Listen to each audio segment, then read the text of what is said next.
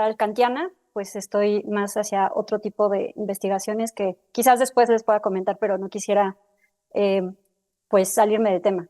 Entonces, el título de mi ponencia será Finitud, fragilidad de la voluntad y mal radical.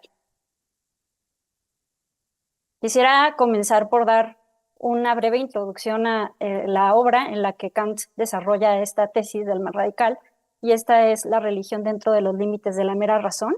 Es una obra pues, de su época tardía, de 1793, y una de sus principales tesis es la investigación en torno al mal y lo que él va a llamar el mal radical, lo cual siempre me gusta comenzar a decir que no es radical en un sentido de grados, sino que el mal lo considera radical en tanto que se propone investigar cuál es el origen del mal. eh, y bueno, pues por lo tanto se inscribe dentro de esta tradición digamos, de la teología, de la filosofía, de la religión, en donde las religiones pues siempre se han interesado por este problema, pero muy a la kantiana pues va a intentar eh, investigar esto desde el punto de vista de la razón. Y si bien recurre un poco a, pues, a estos mitos, ¿no? Incluso a la cuestión del pecado original, pues quiere entenderlo desde su propio sistema, lo cual será bastante interesante. Entonces, pues la principal definición que Kant nos da sobre el mal es que es la propensión que consiste en el fundamento subjetivo de la posibilidad de la desviación de las máximas respecto a la ley moral. Entonces, básicamente lo que nos está diciendo Kant es que el mal es una decisión que motiva a todas nuestras máximas y que de hecho, pues, está sobre la base de todo lo que nosotros decidamos a lo largo de una vida, no está, digamos que, fenomenológicamente ubicado en una sola decisión, sino que es una decisión trascendental, y pues básicamente es esta desviación respecto a la ley moral. Entonces, pues quienes aquí ya estén como muy familiarizados con la ética kantiana, sabrán muy bien que en la fundamentación y en la crítica de la razón práctica, Kant se encarga muy bien como de constituir su formalismo moral. Y algo que me parece particularmente muy interesante de esta otra obra, de la religión, es que aquí, digamos que vamos a ver el lado B, ¿no? O sea, por un lado se conserva este formalismo y hay todo este sistema de máximas, pero por el otro lado también está la preocupación de que, pues, la realidad nos reafirma que nos desviamos del imperativo categórico de la ley moral. Y entonces, pues eso causa un gran problema, ¿no? O sea, ¿por qué pudiendo regirnos con la ley moral, pues, decidimos no hacerlo, ¿no? Entonces, pues, si vemos esta definición, digamos, todavía no nos devela como el quid, y realmente, para decepción, yo creo que de muchos, la complejidad de este tema no da para una respuesta muy completa. O sea, al final, Kant mantiene en un misterio la decisión por la desviación de la ley moral. Sin embargo, lo que yo pretendo apuntar con esta plática es que sí tenemos algunas herramientas y sobre todo algunas perspectivas un tanto psicológicas, antropológicas, de por qué hacemos el mal. Entonces, por eso voy a hilarlo con esta cuestión de la finitud y de la fragilidad, porque me parece una parte muy interesante de la propuesta de Kant en este texto, que no es tan conocida y que me parece, pues, devela una perspectiva kantiana no tan difundida y mucho más humana, por así decirlo, pero bueno, eso lo vamos a encontrar en un momento más. Entonces, ¿de dónde proviene esta elección por una máxima que se desvíe de la ley moral? Pues Kant explica que es el arbitrio, el Willkür, que digamos que es esta parte no perfecta, no totalmente seguidora de la ley moral, de nuestra voluntad, porque ustedes tal vez sepan que para Kant hay dos sentidos de la voluntad, ¿no? O dos partes que la conforman, por así decirla. Una es la parte equivalente a la razón práctica, que en alemán es la Wille, solamente la llamaríamos voluntad, y por el otro lado está el arbitrio. Y el arbitrio, pues, digamos que integra esta otra parte nuestra, que no es totalmente perfecto dentro de lo moral, sino que atiende a las inclinaciones, de manera que el mal se dará cuando el ser humano subordina la ley moral a las inclinaciones en esta máxima fundamental. Y por lo tanto, toda otra máxima considerada y ejecutando acciones morales va a estar ya inclinada, valga la redundancia, a estas inclinaciones, ya está priorizando estas inclinaciones morales. De manera que ahí podemos identificar que entonces el mal no tiene que ser solamente el mal que haga el peor de los criminales, ¿no? Sino que Kant está atendiendo a la problemática del mal que todos en sus diferentes expresiones y manifestaciones podamos realizar. Y bueno, pues explica Kant esta propensión al mal en 3 niveles, que a continuación voy a desarrollar para poder después vincularlo con la cuestión de la finitud y la fragilidad. Y precisamente al primero de estos niveles le llama la fragilidad o debilidad del corazón humano, que también podemos pues, fácilmente identificar con lo que grandes filósofos como Aristóteles llamaban la acrasia, ¿no? Esta inconsistencia, esta incoherencia entre nuestro querer y nuestro hacer. Entonces, precisamente lo explica de la siguiente manera Kant. Tengo el querer, pero el cumplir falta.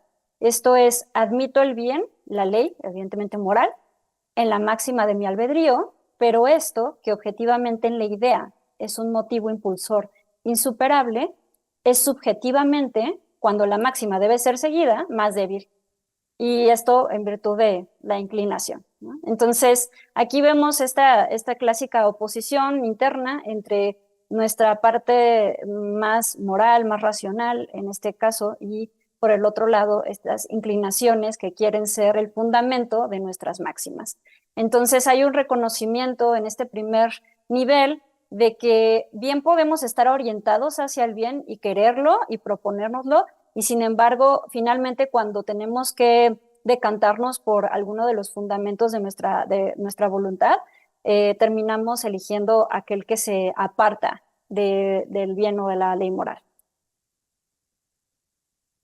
En segundo lugar, tenemos la impureza del corazón humano. Y también quisiera nada más aclarar que cuando habla en este texto, Kant del corazón, pues se refiere digamos, al origen de nuestras intenciones morales, ¿no? Entonces, la impureza del corazón sucede cuando el incentivo moral no es suficiente para realizar la acción y necesita el apoyo del incentivo del amor propio. En un momento más desarrollaré qué es el amor propio, pero bueno, básicamente para Kant el amor propio es equivalente a la felicidad y es el conjunto de nuestras inclinaciones. Y pues esto también es bastante coincidente con lo que él ya apuntaba en la fundamentación, ¿no? Cuando leemos esta cita con otras palabras, que acciones conformes al deber no son hechas puramente por deber.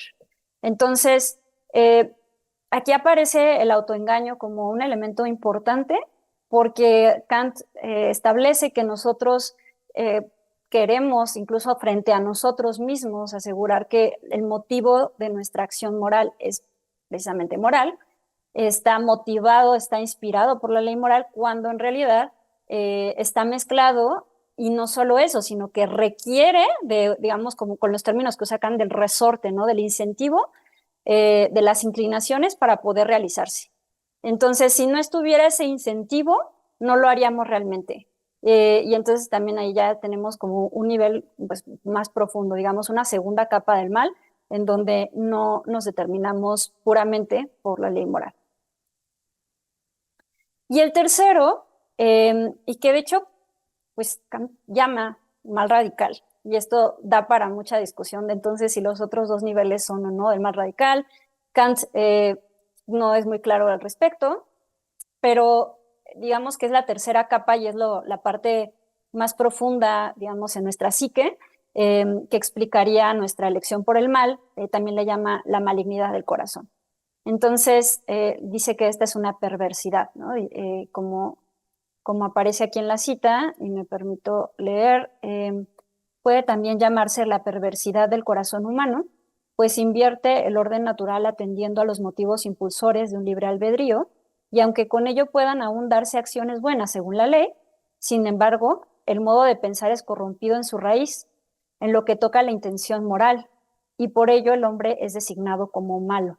Entonces, si nos damos cuenta, digamos que este nivel de maldad tampoco impide que podamos actuar conforme a la ley moral. Y por eso también Kant dice que pues no tenemos una voluntad diabólica. Somos más bien pues conjunto, ¿no? De, por un lado, un llamado natural al bien y un reconocimiento racional de la ley moral, pero por el otro lado, una inversión de los motivos, ¿no? Por eso lo intento representar de esta manera, porque digamos que el orden deseable dentro de la moral sería que primero pusiéramos a la ley moral y de la ley moral subordináramos nuestra felicidad, el sentido del amor propio. Y hacia lo que estamos inclinados los seres humanos es justo a lo contrario, ¿no? O sea, haré la ley moral, la llevaré a cabo siempre y cuando no afecte mi sentido de felicidad, no afecte lo que es útil o lo que es agradable para mí.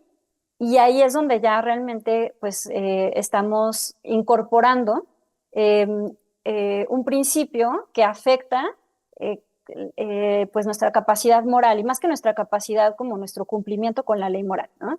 Entonces, digamos que dentro de este tercer nivel puede haber mayor o menor em, eh, conciencia, porque incluso en este tercer nivel hay un autoengaño, que también es una parte que a mí me interesa mucho de toda esta teoría, en donde aún nosotros haciendo esta inversión, piensa Kant, podemos estar muy convencidos de que tenemos razones para actuar como actuamos, ¿no? Entonces, ahí está como constantemente esta búsqueda de parecer mucho más puros, digamos, en términos kantianos, de lo que realmente seríamos.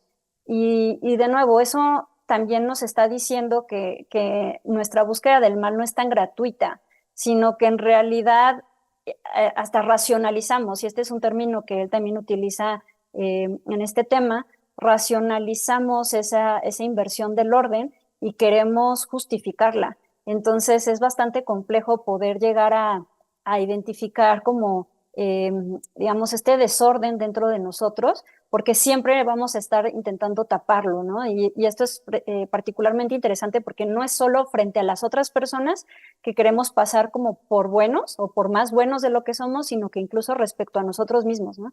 Y se vuelve todo mucho más complicado.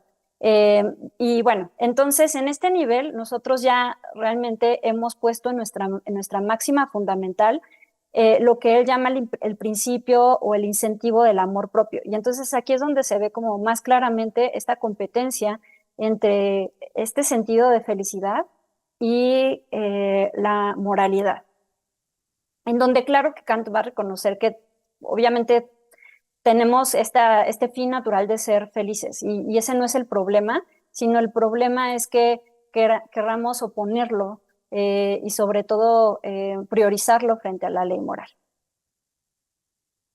Entonces, continuamos esta discusión hacia este principio del amor propio, porque va a ser relevante para después vincularlo con la cuestión de la finitud y de la fragilidad, porque pues algo que no podemos obviar es que como seres humanos pues tenemos esta búsqueda de la felicidad y que al menos teóricamente no tendría que haber un problema para que busquemos ser felices y también ser seres morales, ¿no?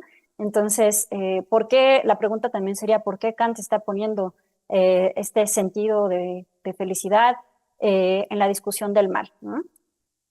Y también, por cierto, pues es algo que suele dar mucho debate, ¿no? Y que por razones por las que probablemente Kant no sea muy eh, querido, digamos, dentro de ciertas perspectivas de la filosofía moral.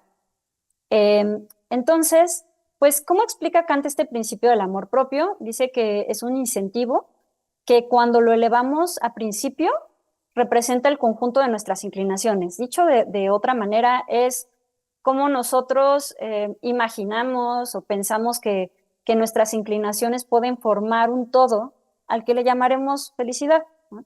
Y la cuestión es la siguiente, en nuestra voluntad y en la formación de nuestras máximas, siempre queremos tanto satisfacer a la felicidad como también hay una parte de nosotros que quiere dirigirse de acuerdo con la ley moral. Y precisamente ahí está este conflicto, ¿no? Em, en otras obras, como por ejemplo en la crítica de la razón práctica, Kant ya había hecho uso de este principio, digamos, de este término. Y por ejemplo ahí dice que es el principio de hacer la felicidad el fundamento determinante del arbitrio, lo cual es bastante coherente, digamos, todavía en esta obra, y que precisamente aquí es importante decir que nosotros lo hacemos un principio. O sea, digamos que en ojos de Kant este sería el problema. No, de hecho, que tengamos estas inclinaciones, y esto es algo que a mí desde mi trabajo de licenciatura me parece importante subrayar. Las inclinaciones, si bien tienen un tratamiento problemático, sobre todo en la fundamentación, también vamos a ver más adelante que Kant las reconoce y reconoce su importancia, y de hecho dice que en sí mismas son buenas, pero todo se vuelve más problemático cuando nosotros queremos darle el lugar que debería tener la ley moral. Entonces es este desorden que nosotros generamos cuando lo queremos hacer el principio de nuestro actuar. Em, entonces, también algo que en un momento voy a desarrollar es que el mismo Kant reconoce que hay otra forma digamos, de expresar ese amor propio, esa felicidad, que no es conflictivo con la moralidad. Y de hecho lo va a relacionar con un concepto que él tiene que procede en una medida muy importante de Rousseau, que son las predisposiciones naturales al bien. Entonces, Kant piensa que, digamos, la naturaleza nos provee con estas inclinaciones, con estos sentimientos que de hecho contribuyen mucho al cumplimiento de la ley moral. Entonces, también me parece muy importante de identificar, pero finalmente, pues en esta discusión del mal, sí está diciendo Kant que elevado como un principio, el amor propio compite con la ley moral. Nosotros los ponemos a competir. Entonces ahí estaría pues el inicio, digamos, del mal. Como les decía hace un momento, algo que me parece muy interesante es que en este mismo texto, de hecho, Kant también hace un recorrido, digamos, un poco psicológico, hasta antropológico, de nuestras facultades naturales. Y ahí es donde vemos también una influencia importante rusoniana, porque tiene una sección sobre las predisposiciones naturales al bien. ¿Qué quiere mostrar aquí Kant? Bueno, por un lado, pues que hay una base natural para la virtud, que también lo acerca mucho a otras tradiciones dentro de la filosofía moral, por supuesto que digamos que hasta lo armoniza mucho más y desde mi punto de vista complementa más este formalismo que a veces puede ser demasiado riguroso. Y sin duda, pues como les decía, aquí hay una importante influencia rusoniana en donde hay tres predisposiciones. Y lo importante aquí es que estas dos primeras predisposiciones tienen una participación importante del amor propio. A la primera le llama animalidad y dice que es un amor a sí mismo físico o mecánico. Pues como su nombre lo indica, esto nos vincula totalmente con los animales. Y por ejemplo, ahí identifica instintos o inclinaciones que nos mueven a la autoconservación, a la procreación y a la comunidad.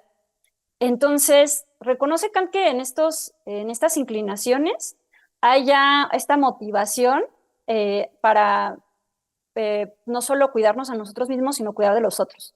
Pero también dice algo interesante, dice que, pues, digamos, la deformación de estas inclinaciones pueden generar ciertos vicios, ¿no? Dentro de los cuales menciona la gula, la lujuria y lo que él llama la salvaje ausencia de la ley. Entonces, ahí el arbitrio es el que operaría deformando estos fundamentos que nos da la naturaleza. Y entonces, bueno, el amor propio, pues, estaría, digamos, formulado para el bien, pero puede también deformarse.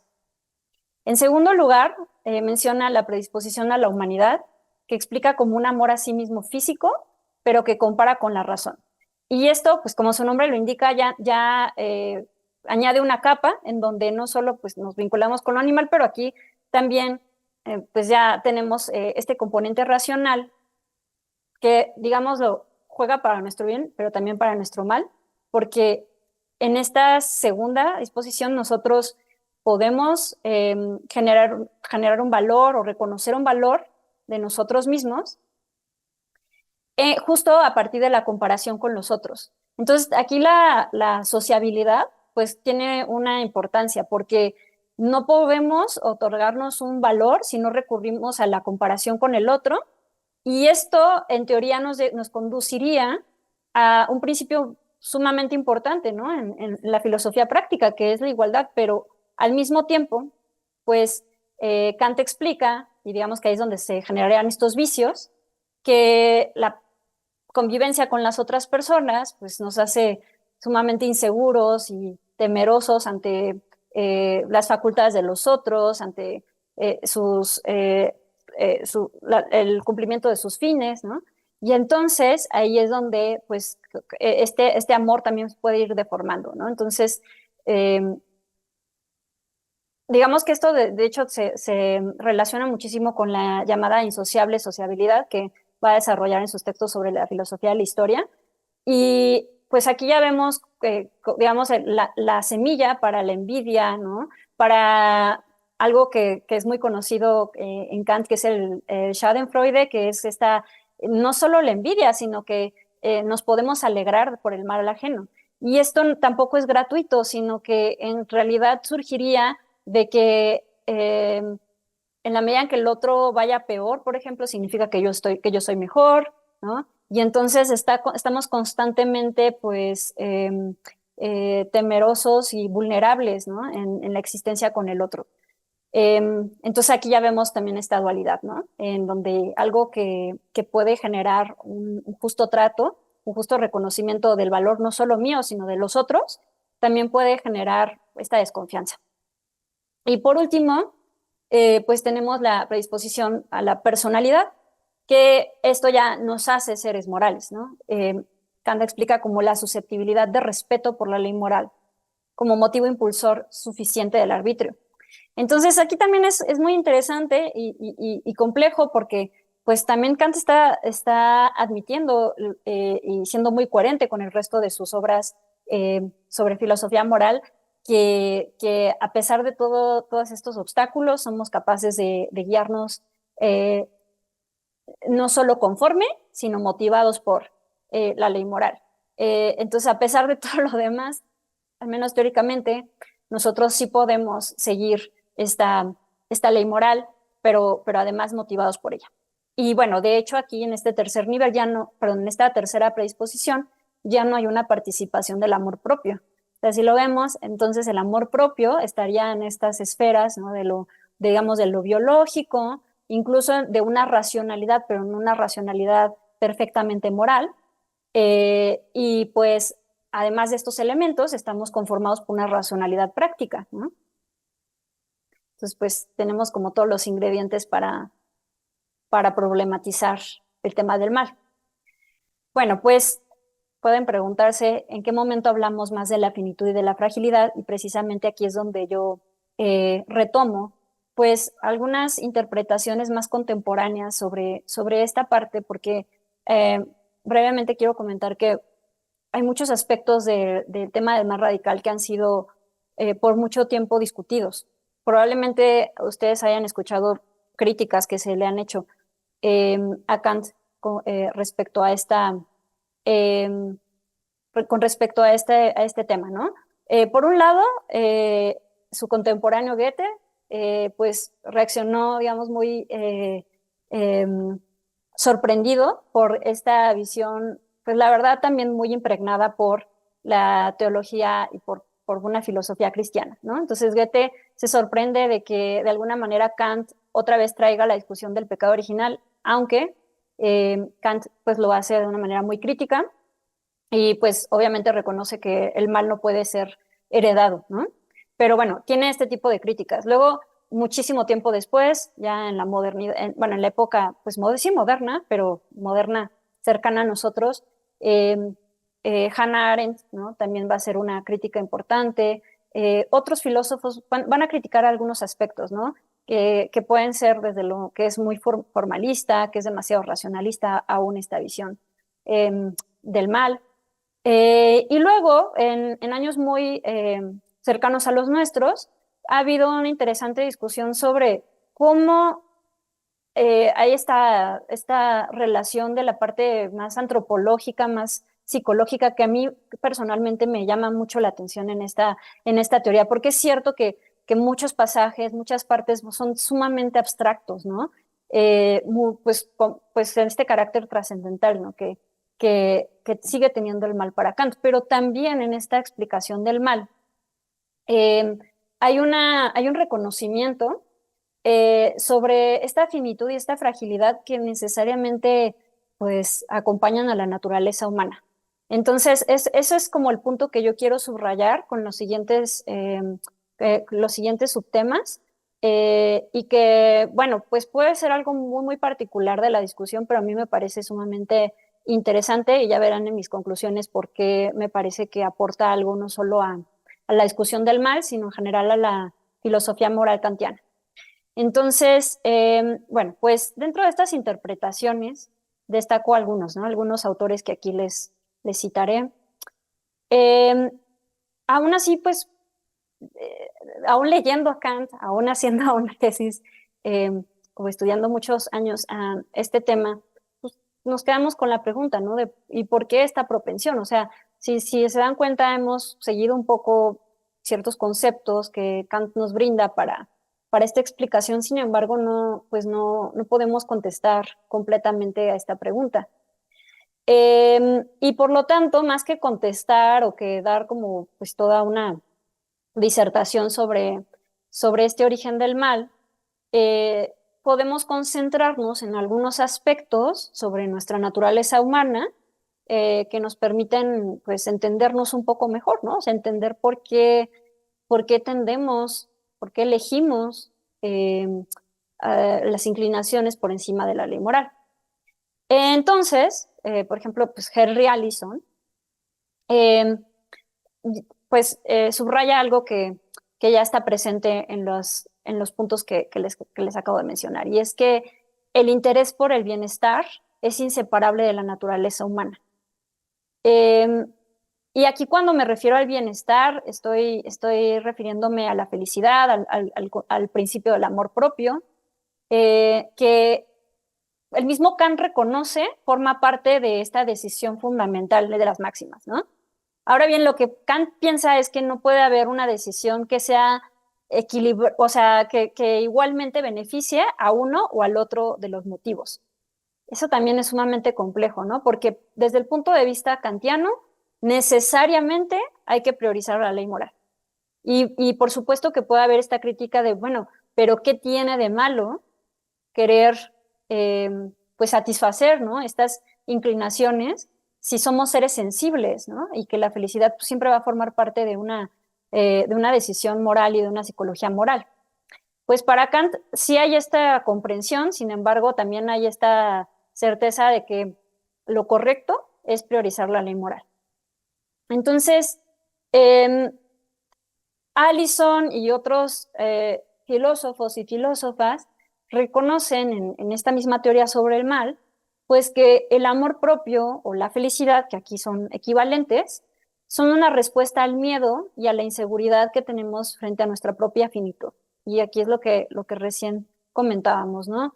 Por ejemplo, en esta insociable sociabilidad, reconocemos que tenemos que vivir con el otro y que además no solo por cuestiones, digamos, pragmáticas, sino que también por la parte moral, una de las mejores maneras, ¿no? De desarrollar la virtud, pues es a través de nuestro trato con las otras personas, pero también reconocemos que pues es muy problemática nuestra relación con el otro y que sobre todo, como queremos reconocer nuestro propio valor, el ver este valor de alguna manera, obstaculizado, nos da mucho miedo, nos da mucha inseguridad.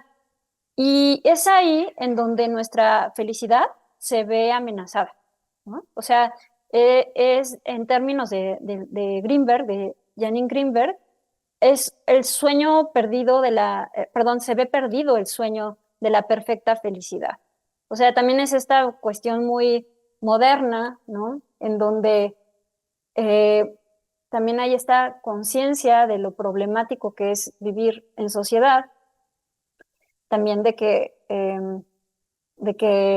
pues la moralidad se ve comprometida en este escenario, digámoslo. Y entonces, ante este escenario, nosotros queremos reafirmar nuestro derecho a la felicidad, porque esta es sumamente vulnerable, o sea, porque el otro puede realmente o incluso imaginariamente, o sea, me permitiría yo decir, porque en nuestra propia concepción del otro, amenazarla, aunque no lo esté efectuando de hecho, pero nosotros la tenemos como algo muy frágil y por lo tanto queremos anteponernos a esa posible pérdida.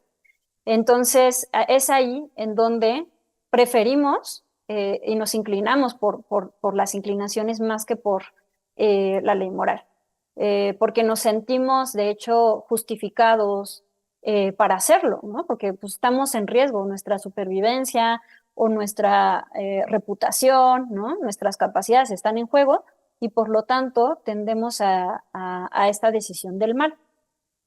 Em, digamos que todos estos autores, Pablo Muchnik, Janine Greenberg, Allison, están de acuerdo en esta perspectiva, en donde, digamos que Kant ya nos está brindando una psicología moral mucho más compleja, digámoslo, o más humana, en donde elementos como la vulnerabilidad, el miedo, la insociable sociabilidad, intervienen, no nos determinan, pero sí intervienen en esta decisión que nosotros tomamos. Y de hecho, bueno, pues Muchnik llega a decir que esto genera un círculo de hostilidad, ¿no? O sea, es muy interesante porque ahí en esa predisposición de la humanidad, en donde la racionalidad empieza a efectuarse en nuestro trato con el otro, ahí mismo, pues comenzamos a utilizarla para eh, competir, ¿no? Y para anteponernos ante la amenaza que el otro pueda ejercer sobre mí y entonces, pues al mismo tiempo somos capaces de regirnos por la ley moral, pero también tenemos todo este conjunto de inclinaciones que nos están jalando, por así decirlo, hacia la otra dirección.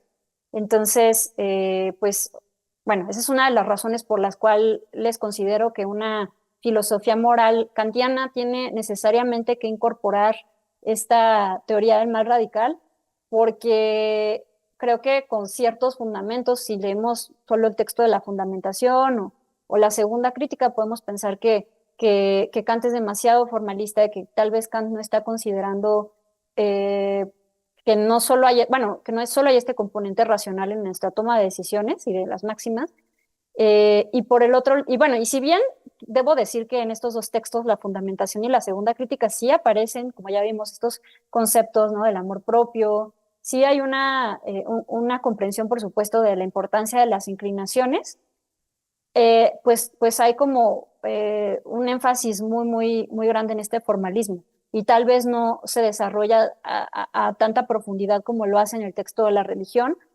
toda esta compleja pues, psicología humana. Y por lo tanto creo que este texto nos ayuda a una comprensión mucho más completa del sistema kantiano ético, ¿no?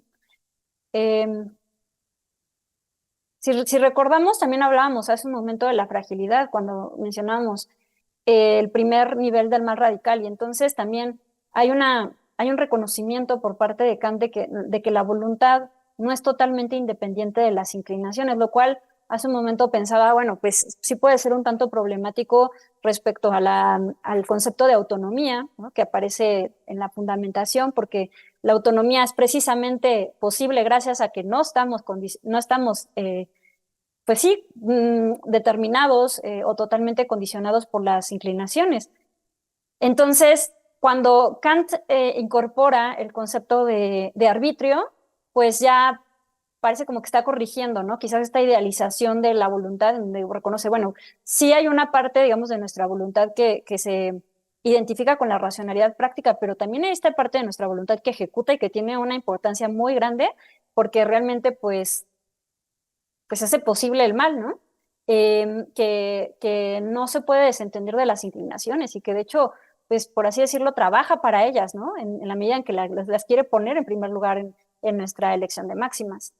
Pero no solo eso, o sea, por un lado es cierto que nosotros somos débiles y que, pues, digamos, en términos filosóficos, somos acráticos, somos incoherentes, pero también hay otra cuestión que me parece importante, y es que tomamos esa debilidad también como un pretexto, ¿no? Entonces, hay este reconocimiento de que tomamos a la fragilidad como excusa para, pues, hacer cualquier cosa, ¿no? Que no, digamos, pues, que no sea coherente con la ley moral, ¿no?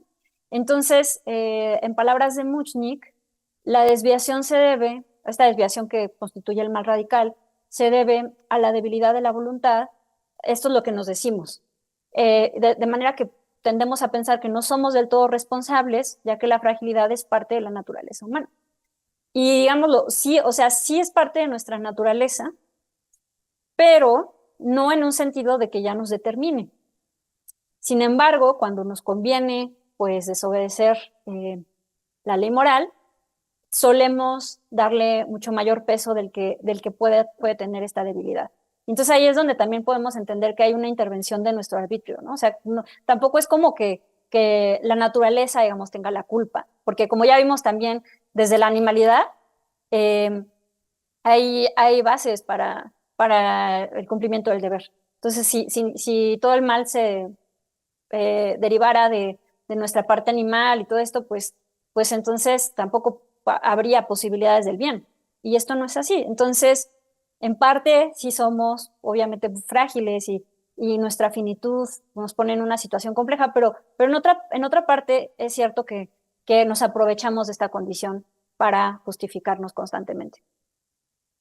Bueno, pues probablemente no es como mucho lo que en este momento pueda aportar, porque hay mucho más que decir respecto a la finitud y la fragilidad en este texto y en otros textos. También si alguien tiene interés sobre el tema del autoengaño, recomiendo mucho leer en la antropología eh, todos los tipos de autoengaño a los que Kant refiere, porque a mí fueron muy útiles para entender el autoengaño moral, porque habla de un autoengaño, digamos, desde el punto de vista, eh, no recuerdo si le llama epistémico o lógico, em, también me parece que en las lecciones de lógica por ahí hay algo relativo a este tema, y entonces, básicamente lo que el autoengaño hace, nada más para cerrar esta parte respecto a mi tema del mal radical, es que no nos permite cotejar adecuadamente pues nuestras intenciones morales, nuestras máximas, con la ley moral, sino que en el autoengaño lo que hacemos es pues solamente girar sobre nuestros propios motivos, encerrarnos en esto que soy yo, que eso favorece mucho a no ser críticos respecto a nuestras propias acciones.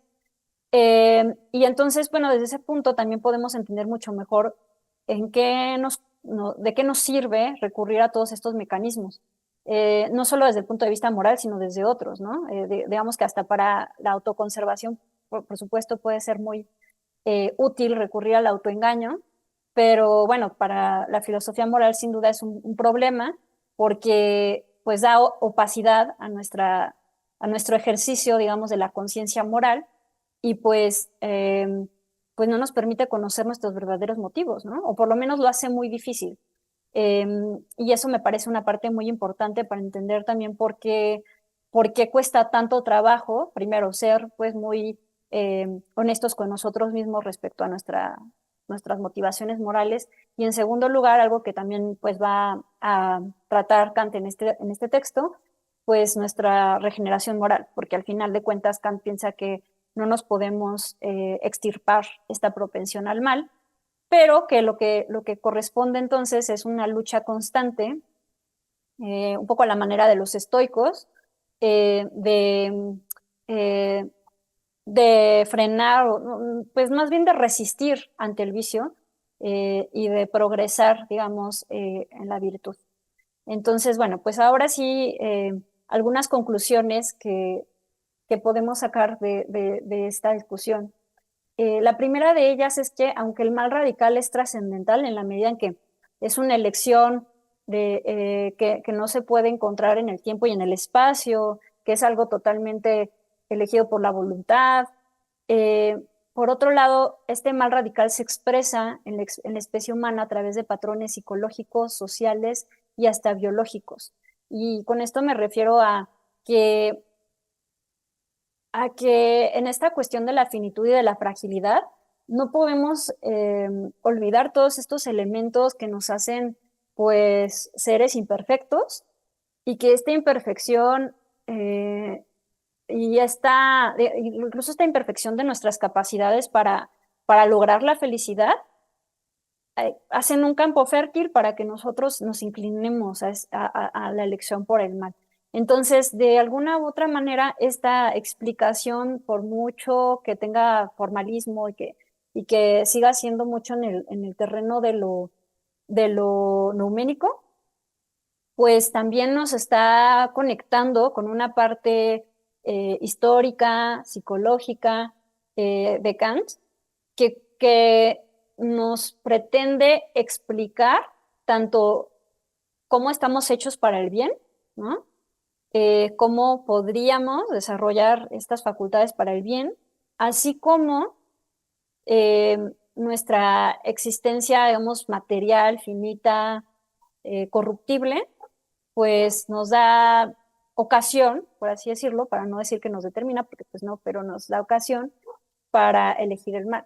Entonces, pues encuentro aquí una conexión muy interesante entre una investigación mucho más teórica, formal, y una investigación mucho más histórica, psicológica. Y que además, pues al entender o al reconocer estos patrones, pues entonces también podemos, digamos, que materializar y entender mucho más esta decisión por el mal, que en ocasiones puede parecer sumamente abstracta, difícil de alcanzar, ¿no? Por su nivel de formalidad. En segundo lugar, que identificar estas características antropológicas contribuye a humanizar la ética kantiana y brindar un marco comprensivo del mal que complementa el conocido formalismo kantiano, esto que he dicho ya antes. Y para mí es importante porque, como les comentaba, bueno, pues ya desde la licenciatura tenía interés en entender, digamos, cómo se conjugaría esta parte incluso precrítica de Kant, en donde todavía retoma mucho de Hume y de otros filósofos respecto a la importancia de las emociones en la ética. Y que si bien, por supuesto que se va a distinguir, se va a separar mucho de esta visión moral, todavía encontramos, y sobre todo en sus últimas obras, como son la metafísica de las costumbres y la religión, que son en las que más yo me he detenido, encontramos ciertas visiones de las inclinaciones que no solo no son malas por ellas mismas, sino que también pueden pues ser este fundamento para algo bueno. Eh, en este caso de la religión, las que he mencionado son las predisposiciones al bien, que, repito, también en ellas reconoce el amor propio. Entonces, lo que quiero decir es que, por un lado, tenemos una visión mucho más compleja, más completa de las inclinaciones, eh, que nos permite entender su incorporación en máximas buenas, así como su incorporación en máximas malas, lo cual nos muestra que pues somos nosotros con nuestro arbitrio quienes tenemos esta capacidad de determinarnos. Y que retomar esta perspectiva que Kant muestra en estos textos, pues nos ayuda entonces a tener una comprensión de su sistema pues mucho más fecundo y quizás menos, digamos, extremista o riguroso como comúnmente solemos interpretarlo. Respecto a este punto de las inclinaciones, también reconocer, ¿no? que las inclinaciones juegan un papel no solo para mal, digamos, sino también para bien dentro de la discusión ética. Eh, Luego, y por último, que la finitud y la fragilidad propician la preferencia humana por el amor propio y por lo tanto, y digo entrecomillado, explican la psicología moral detrás del más radical. Y me parece importante decir que, bueno, no es una explicación completa, que yo coincido con Kant que en la medida en que nosotros podamos dar una respuesta final del mal, pues de alguna manera comprometemos la libertad misma, ¿no? No lo podemos explicar como una causa y efecto, al menos en los términos de la naturaleza, ¿no?